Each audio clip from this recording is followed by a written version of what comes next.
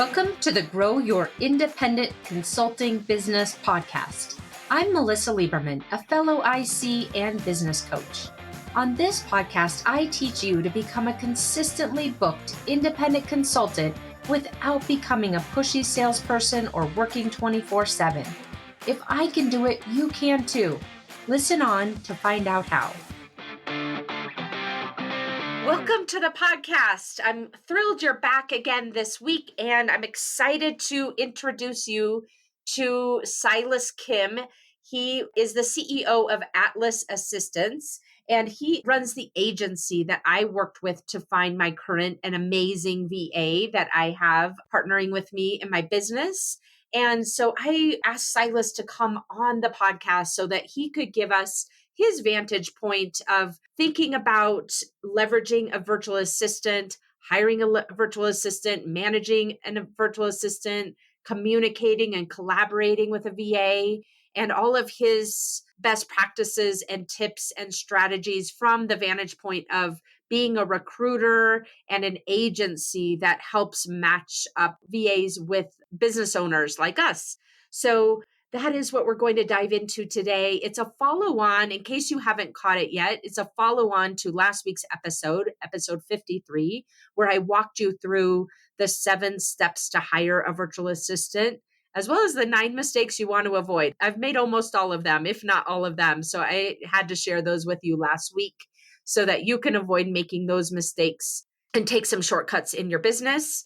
And one last thing before we dive in with Silas, remember to go over to my website, melissalieberman.com/VA, as in virtual assistant. So the letters VA, and download the playbook I created for you. I think it's, 19 pages or something like that. It's really robust. It gives you everything that you're going to want to leverage to hire and manage and really get the most out of leveraging a VA in your business. So go download that. It's got everything from interview questions that you'll want to ask to how to create standard operating procedures. And speaking of which, Silas shares with us so many tips around that kind of thing. What to look for when you're hiring a VA, how to avoid mistakes when you're hiring a VA. He shares how to create standard operating procedures with the virtual assistant and get them on board. And he shares a technology tool that he recommends. That's toward the end, so listen up for that.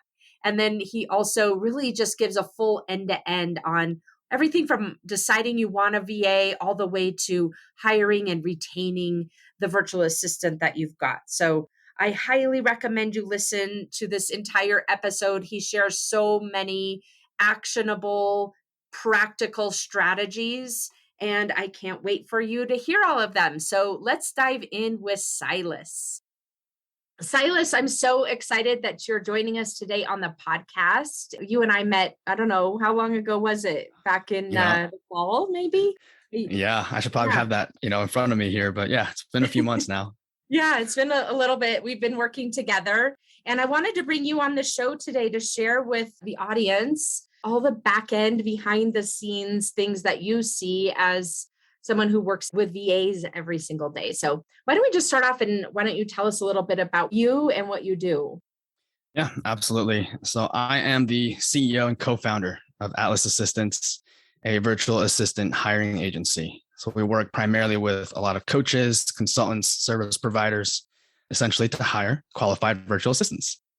I actually come from a recruitment background. So I've been in technical recruitment for about 6 years, have experience in multiple industries like IT, engineering, clinical research, and most recently, digital marketing for pharmaceutical advertising. Yeah, so worked in a lot of different types of companies.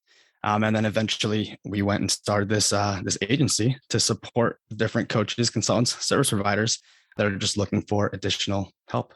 That's amazing, Silas. Before we kind of dive into the topic today, I'm just curious what led you to take that leap to start working for yourself? Yeah, so Atlas actually started off as a side hustle. So I was doing it on the side, nights and weekends type of thing, working in corporate. And in my last role, I was the sole in-house recruiter for a digital marketing agency. I essentially helped them double their headcount in about 3 years, helped them reduce their turnover from 55 to 33 to 22%. And then they got acquired. When they got acquired, I was like, hey, okay, this is time for me to really, assess my other options. And essentially, I started this business with my brother because we realized that entrepreneurs are really good at what they do, but a lot of the times not so great at hiring. And so Mm. we started the business. And yeah, another thing was in the previous agency I was in, we were looking for a lot of senior level candidates. And then they would get hired, they would come in, and then they would end up, because it was such a small company, they would end up having to do their own administrative tasks for themselves, like scheduling their own meetings, uploading and downloading files, renaming files, all types of things. And this was at a high 7-figure growing agency that's been around for like 20 years. So if it was true for them, Mm. probably true for a lot of solopreneurs out there. And so that's how we started it. That's amazing. I love hearing about how people like you and I and the audience leave corporate and go out on our own. Some of us take a leap and some of us do it as a side hustle and some variations in between. But Mhm. that's so fun. I never knew that story. So I love these interviews because I get to know you a little bit better through the course of this too. That's so fun. As we start diving into the topic of virtual assistants, let's start off and I'll ask you at what point you recommend a business owner hire a virtual assistant. Yeah. So in short, really every time you do anything in your business, you get to ask yourself a question, right? Is there anyone else that can do this? Right? Or am I the only person that can do this? In short, right? Because it's a Yeah. more of a it depends type of answer. It depends on the type of company you're in, right? What you're doing and what types of tasks you want to delegate, for example. Ultimately, though, you're going to want to delegate the tasks. That way you can actively free up your time as a business owner or consultant to then focus on the higher leverage tasks. And you can delegate all the lower value tasks, essentially the ones that drive revenue versus the ones that don't drive revenue. Mm. I had the luxury of inheriting my VA actually through my brother. So he had worked with my brother previously. He's like, hey, go start this agency with my VA. So luckily I've had a VA from the very start. And Ah, he is the like general manager slash third business partner.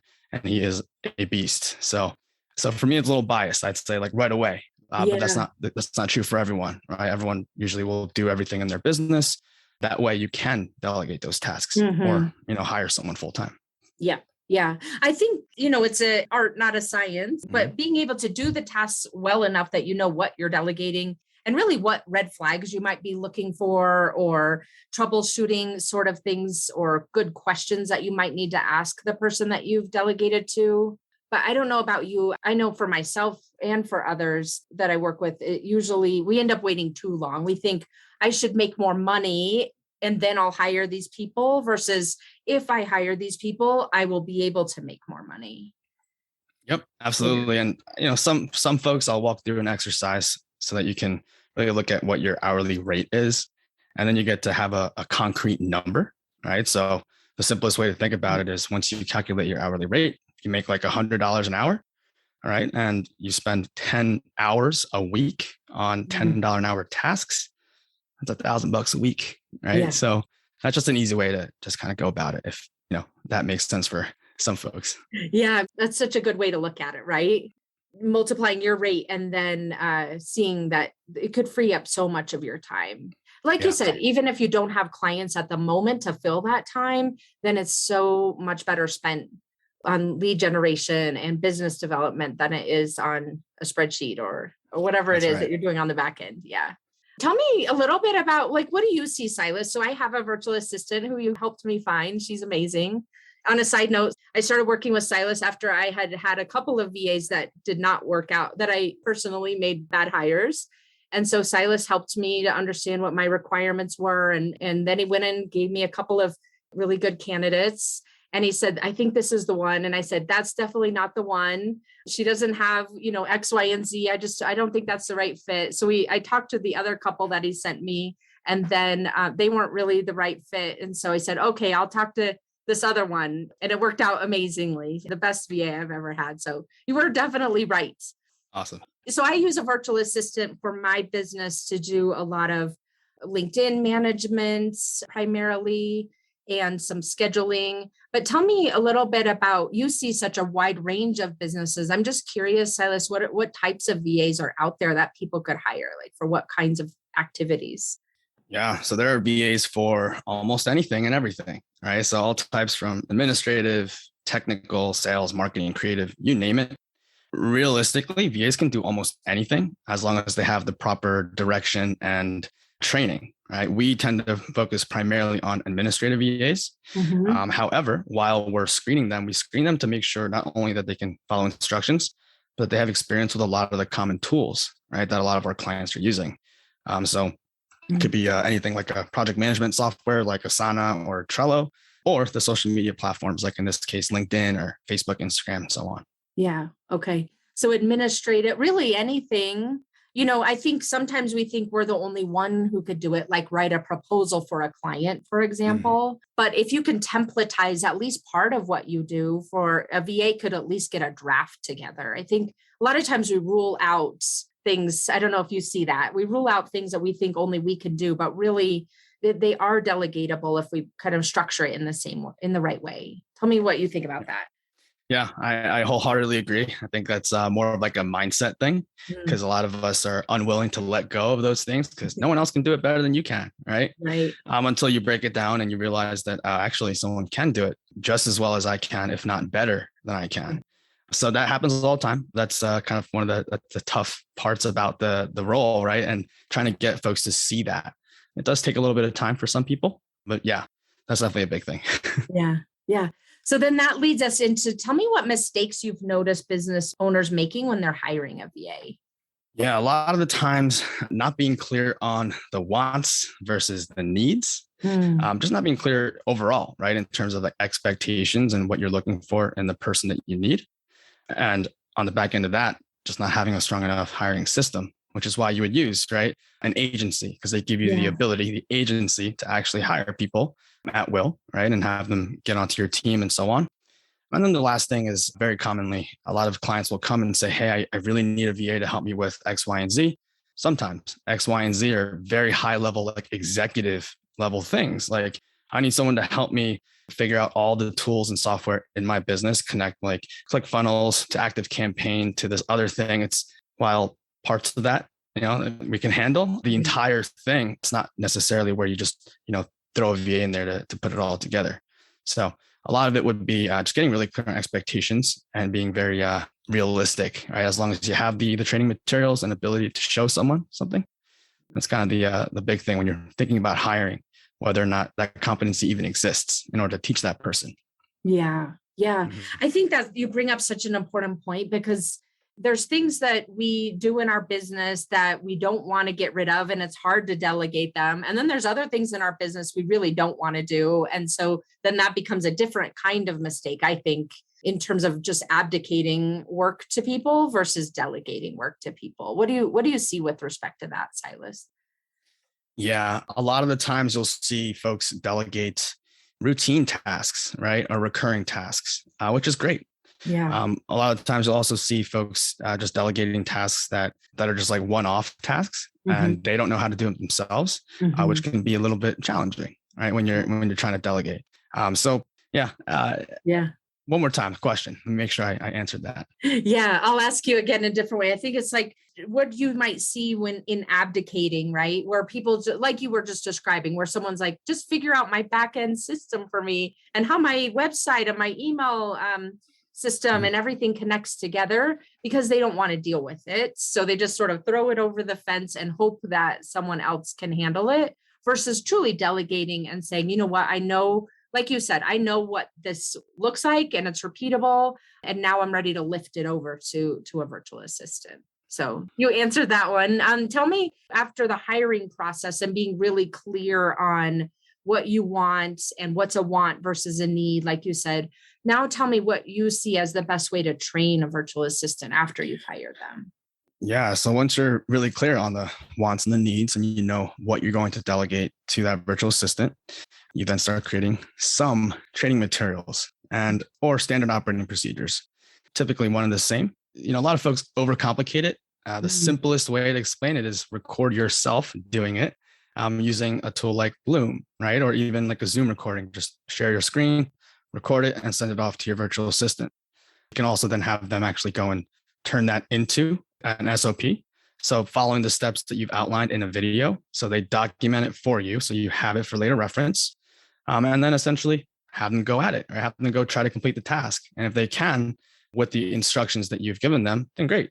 That's a good SOP, stored for later use. If not, you get to go back and modify what needs to get modified. That way you have a better result next time. Yeah, Loom is a lifesaver. I love it so It is. much. I use it probably once a day with my VA, just in terms of refining processes or just showing like this is what I'm seeing versus trying to verbally or written explain it in writing. Mhm. It seems to reduce so many misunderstandings. And like you said, it can become such a shortcut because you're showing the VA what you want to be done. You can give the color around it. Like, this is why I'm doing it. Mhm. This is what I'm thinking about as I'm doing it. And then they can see that in real life and document it for you. That's Exactly. phenomenal. Tell me then the converse, Silas, what mistakes do you see in people when they're managing their virtual assistants? The number one thing is communication or lack thereof, Mm, right? So you do have some clients that don't communicate as well as they can, right? To explicitly tell the virtual assistant what they need or want.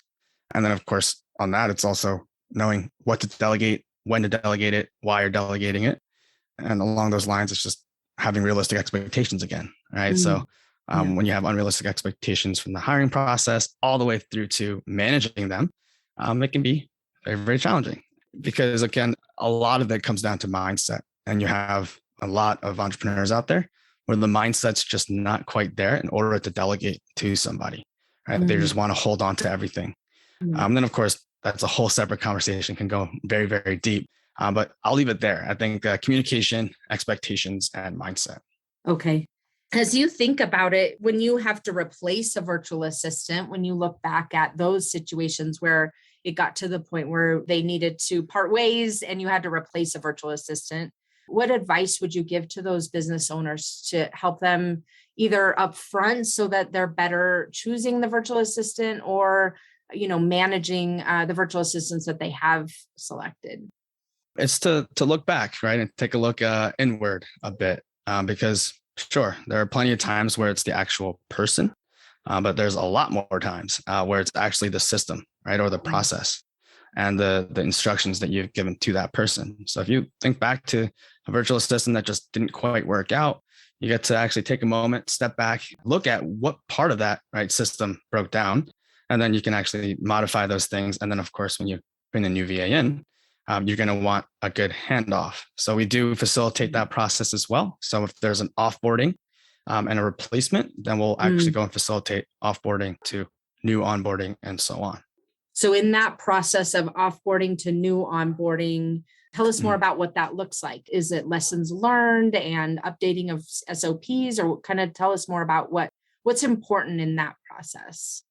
Yeah, what's important in that process is, let's say, the old virtual assistant trying to get the new virtual assistant up to speed the best that they can with the Yeah. information that they have. So if they have any training materials, handing that over. If they learn anything along the way. So yes, lessons learned. Really sharing as much information with the new VA as possible. That way the new VA can just jump in and hit the ground running. And then the client doesn't need to take all too much time to repeat, right? But that's where, again, where SOPs come in handy. If you have them, it's a lot easier to swap people in and out if needed. Yeah. Silas, tell us a little bit about what is in a good SOP. Yeah. So in a good SOP, there's quite a few things. I think the first thing would be to have a really strong definition of done, right? And people call that different things, but essentially it's what does done look like?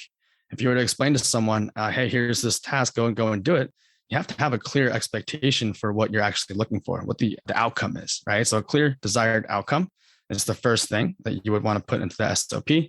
Of Mm, course, the step-by-step instructions of how to go about actually getting that result. And a couple other things are more nice to have.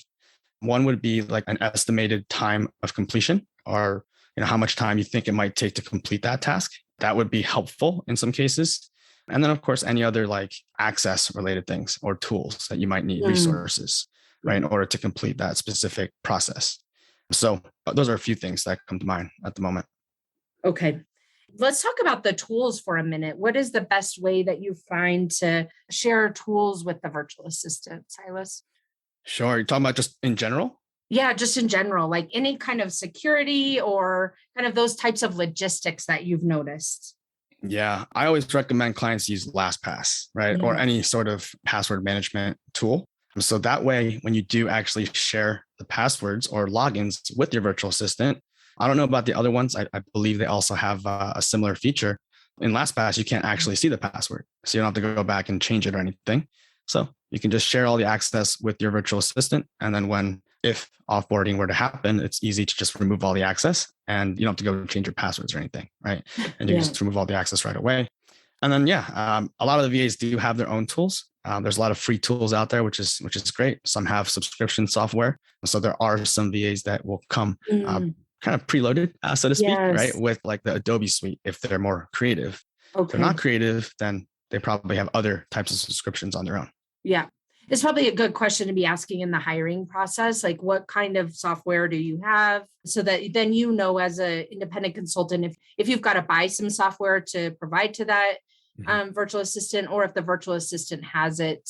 For me too, I found just really knowing how much capacity they have on their laptop is important.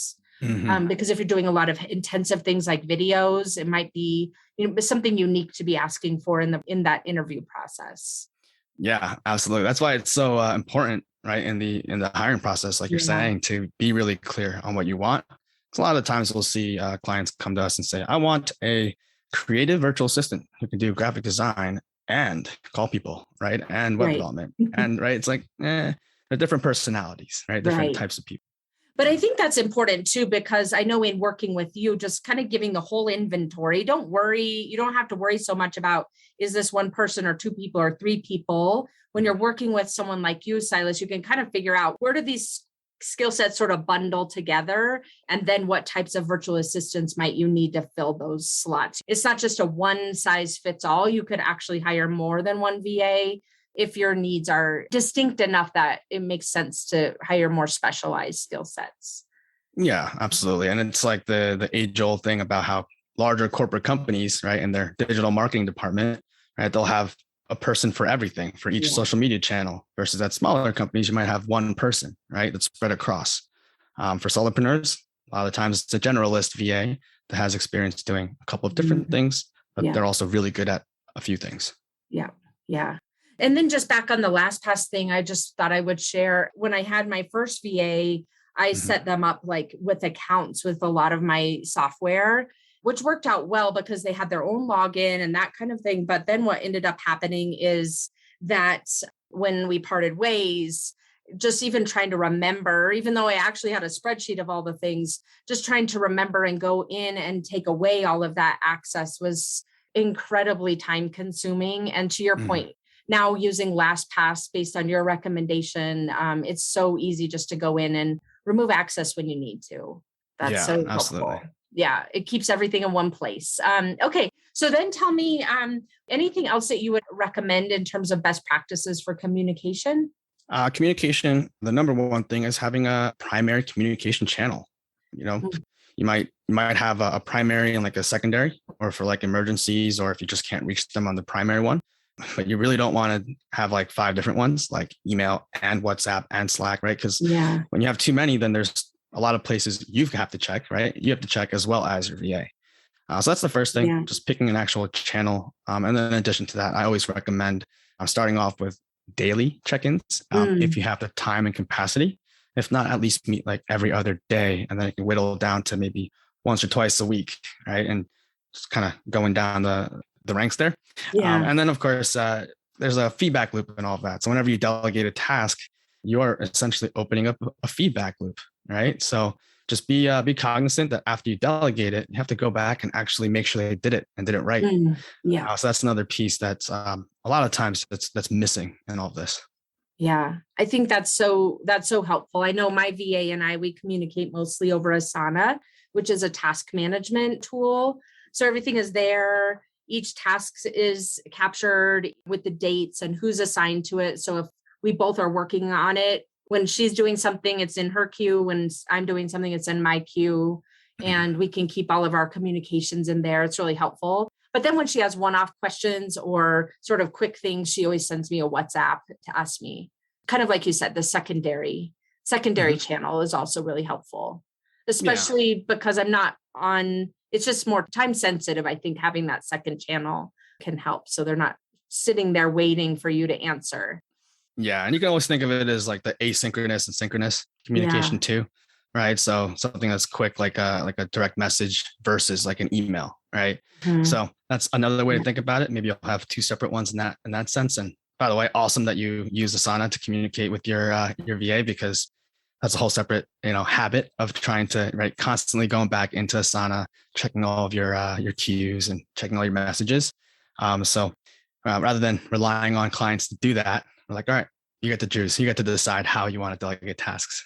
Yeah. Yeah. That's been a game changer, just using that Asana tool and having everything in one place. So I use it for my own business. I use it with my podcast producer. I use it with my virtual assistant. So it's just like one central hub for all of Mhm. the task management for my business. So it's been really good to have the VA connected into there.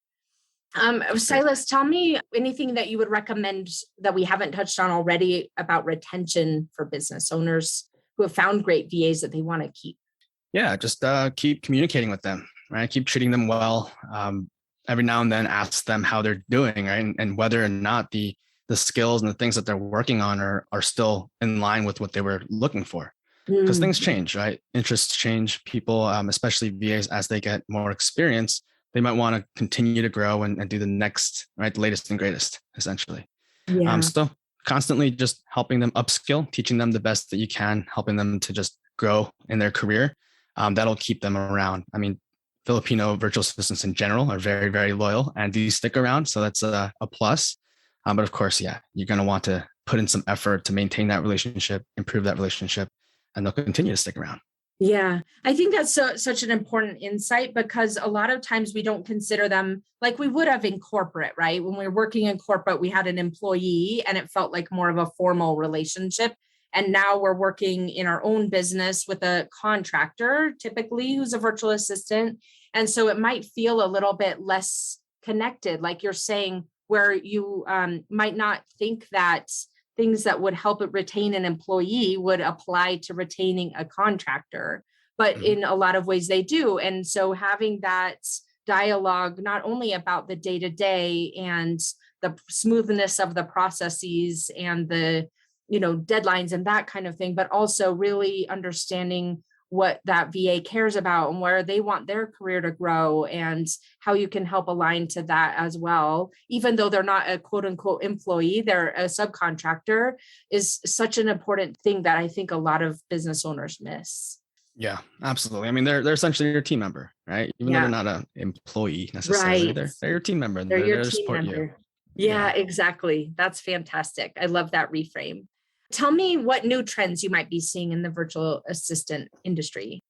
Yeah, one that I've noticed recently that's interesting, I haven't dug into it quite yet, is having VAs actually use like AI software to do more advanced tasks that VAs typically won't do. So there's things like, I think it's called RPA, robotic process automation, which is kind of cool.